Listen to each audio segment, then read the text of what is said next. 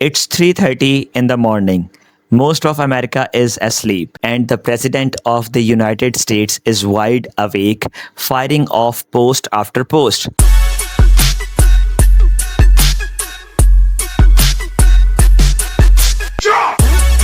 Attacking a former FBI director, throwing around the word 86, and apparently renaming oceans. Now, here's the thing. You might laugh at this. I get it.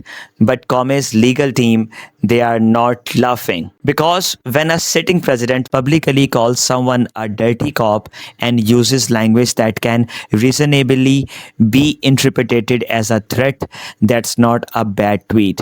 That's evidence. Stay with me because what I am about to show you is the most self destructive thing I have seen a politician do in a long time.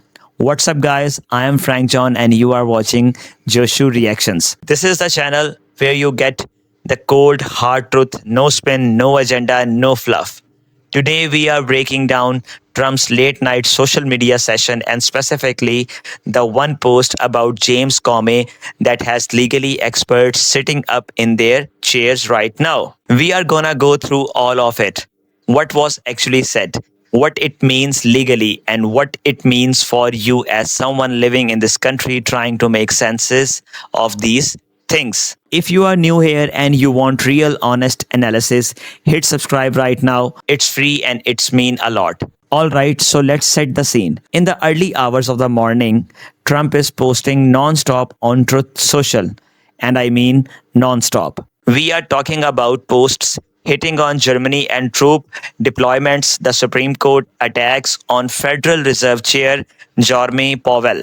It's all over the place. Jump between topics with almost no connection between them. Now, the Jerome Powell think Trump has been publicly harming the Fed chair for not cutting interest rates fast enough. And look, you can agree or disagree with Powell's decisions. That's a whole separate conversation. But this is the sitting president publicly going after the head of an independent central bank at 3 in the morning. That's not normal. That's worth nothing. For people in the US and Canada watching this, interest rate decisions after your mortgage, your car loan, your credit card, they affect how expensive it is to live. When there's this kind of public pressure on the Fed, it creates uncertainty, and markets hate uncertainty. So right away, just in the first chunk of posts, you are seeing someone who is agitated and on edge, and that's before we even get to the Comey stuff. Then, and I want you to pay attention here because this part gets genuinely strange. The posts shift into something else entirely. Trump has been sharing and boosting content that is directly tied to QAnon adjacent accounts and narratives. Not for the first time, by the way, this has happened repeatedly. But it continues to raise the same question. Why is a sitting president amplifying this stuff? And then there's the state of Hormuz. Trump floated publicly the idea of renaming it the state of Trump. Now, I'll be honest with you, the state of Hormuz is one of the most strategically important waterways on the planet. About 20% of the world's oil supply passes through it. It's not a highway you rename on a whim.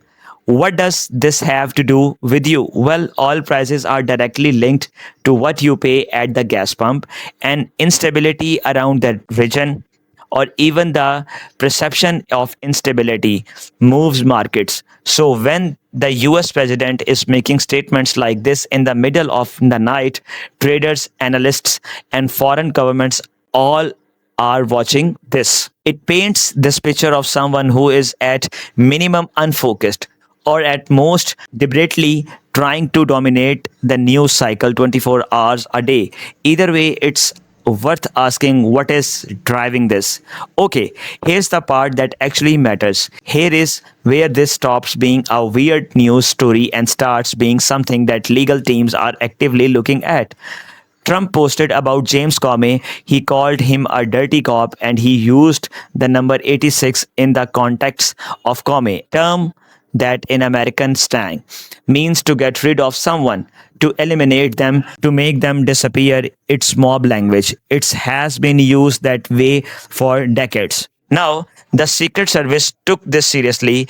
There were reports of agents reaching out following that post. You don't get the Secret Service paying attention to a social media post unless it crosses a line that people are genuinely concerned about. Here's the legal angle, and this is the part I really want you to think about. Trump and Comey have ongoing legal disputes. When you are in an active legal conflicts with someone and you are publicly post threatening language directly at that person, that's not just inflammatory. It can constitute witness tampering or intimidation. It can be used as evidence of intent. It goes on record permanently. Comey's lawyers didn't have to dig for this. Trump handed it to them publicly at 3 in the morning. No subpoena needed, no leaked documents, just a post on Truth Social that now lives in legal fillings. And look, regardless of where you stand politically, regardless of how you feel about Comey or Trump, this is a fact. These posts are now part of the public record and they will be used. That's just how the legal system works. Here's where I land on all of this. You don't need me to tell you whether Trump is right or wrong. You are smart enough to form your own opinion. That's not what this channel is about. What I can tell you, based purely on facts, is this: a man with active legal exposure is posting at 3 in the morning using language that lawyers on the other side are almost certainly screenshotting and printing out. That is a fact. Whether that affects you come down to what happens next. In the courts, in the markets, and the gas pump. We'll keep watching and we'll keep reporting it straight, the way we always do. I am Frank John and this was Joshu Reaction.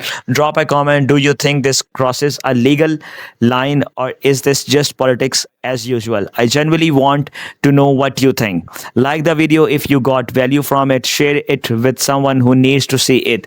And I'll see you in the next one. Take care. Talk soon. Stay sharp. Stay informed. Bye bye.